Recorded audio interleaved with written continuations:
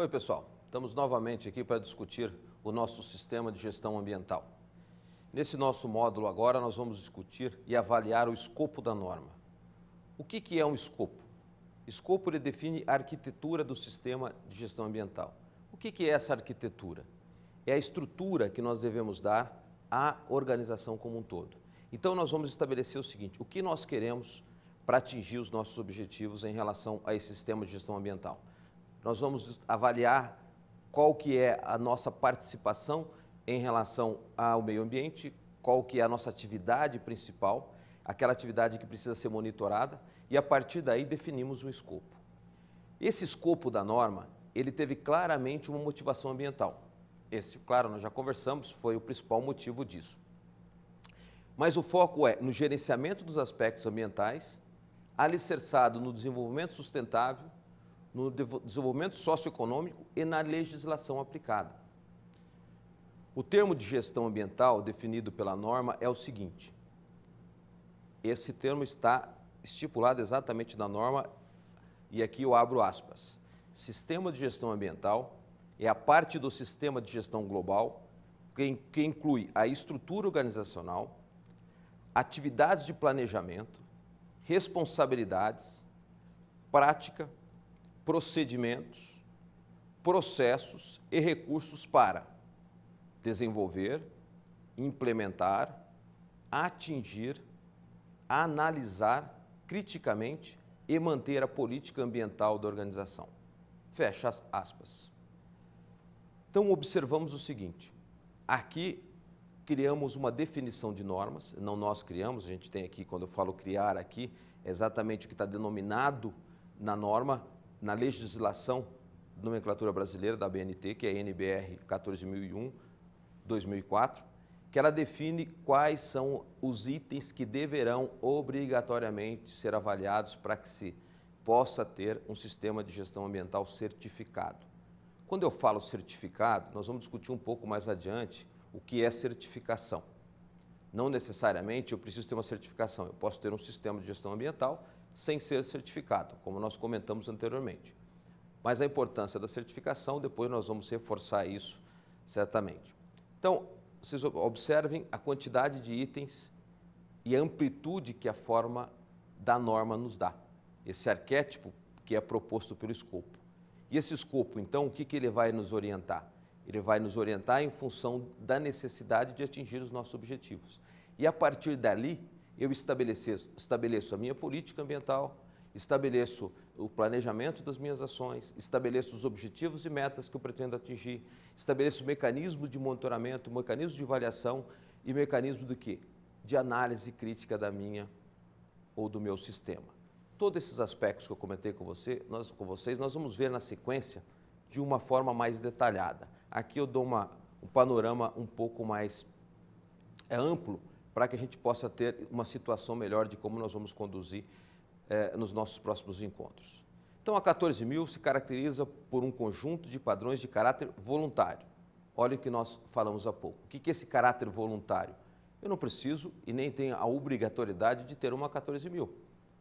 Agora, uma coisa é importante. Eu não necessito ter uma normatização ou uma certificação, mas a legislação me exige uma série de situações que eu tenho que estar atento. Lembra que nós comentamos em módulos anteriores sobre os licenciamentos para avaliar um novo empreendimento através de um aspecto ambiental, que é a licença prévia, a licença de implantação e a licença de operações. Isso não tem nada a ver com norma. Isso faz parte de uma resolução do Conselho Nacional do Meio Ambiente e que é aplicável nos órgãos que têm as suas competências nos determinados níveis de Estado, municipal, federal, estadual, assim que seja. Então, é por isso que a norma 14.000, a série 14.000 ou outras qualquer são voluntárias. No entanto, não podemos esquecer que uma legislação está aí para que a seja atendida. Então, para tanto, a norma define as seguintes orientações para 14.000. Primeiro, proporcionar meios ou condições para uma melhor condição para o gerenciamento ambiental. O que é essa condição para o gerenciamento ambiental? Ela vai orientar, e como nós já vimos anteriormente, definir quais são os critérios, quais são as linhas que nós devemos seguir, quais nossas amplitudes para poder gerenciar ambientalmente isso e atingir os nossos objetivos. Outro ponto importante, ser aplicável a todos os países. Olha que aspecto interessante. A norma, ela é criada com uma certa universalidade, para que o que eu trabalhar aqui no meu país seja a mesma coisa que seja desenvolvida num país da América do Sul, no país da América Latina, América do Norte ou qualquer lugar do mundo. Então ela passa a ter os mesmos critérios em função do quê? Em função de um mundo globalizado que nós vivemos e com interesses comuns. Nós temos discutido muito e ouvido muito falar recentemente sobre o chamado Protocolo de Quioto. O que é esse Protocolo de Quioto? É uma preocupação do mundo em relação ao meio ambiente. E esse Protocolo de Quioto, ele apresenta a seguinte proposta: aos países que são poluidores e não conseguem diminuir o seu nível de poluição geral, que eles possam comprar, entre aspas, países que conseguem, comprar em países que conseguem diminuir esse aspecto. Por exemplo, o Brasil. O Brasil é um país que tem uma condição que de diminuir isso, porque nós temos florestas, nós temos uma série de ações que podem colaborar para isso. E aí nós podemos vender, que a gente chama isso de royalties ecológicos, para esses países que não têm dificuldades e têm já limitações ambientais. Então, por isso que a norma dá toda essa abrangência possível. Outro aspecto que a norma estabelece é promover de forma abrangente, o mais abrangente possível, a harmonia entre o interesse público e os usuários da norma. O que é esse interesse público? Esse interesse público é nós estarmos relacionados com a legislação estabelecida pelo poder público e que esteja em sintonia com as atividades gerenciais, as atividades organizacionais e assim que seja. Então, nós temos que estar alinhados a isso. Tem uma legislação e a norma tem que estar ajustada a essa questão. Então, por isso que há certificações, muitas vezes, que permitem esses ajustes. Outro aspecto, possuir uma base científica. O que é essa base científica? Teve que se ter um estudo para isso.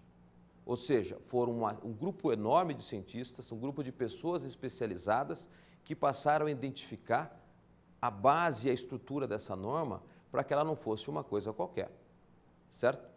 Além disso, ela tem que ser prática, útil e utilizável. Prática o que é? É fácil de ser implementada, que ela seja assimilada pelas organizações, sejam pequenas, médias ou grandes. Essa é uma condição importante para isso. Útil, ela tem que ter o quê? Uma aplicabilidade. Ela tem que ajudar a ajustar ou a melhorar a condição pelo qual ela foi proposta. E utilizável é que ela seja palatável para as organizações, que elas sejam, de certa forma, absorvida, melhor dizendo, pelas organizações, a ponto do quê? De que as organizações consigam, sem prejudicar as suas atividades corriqueiras, as atividades rotineiras, harmonizando com o sistema de gestão ambiental.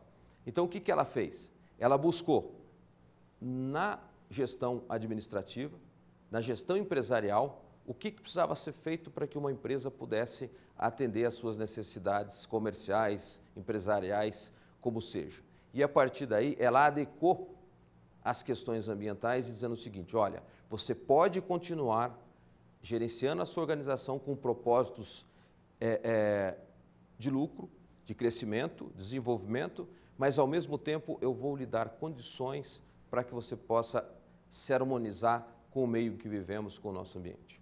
Ok, gente? Então nós discutimos aqui mais um pouco sobre a questão da 14.000, alguns aspectos do escopo, que é a estrutura, como nós vimos da norma, e a partir de agora vamos detalhar um pouquinho nos nossos próximos encontros sobre o que é política ambiental, o que é planejamento e assim por diante.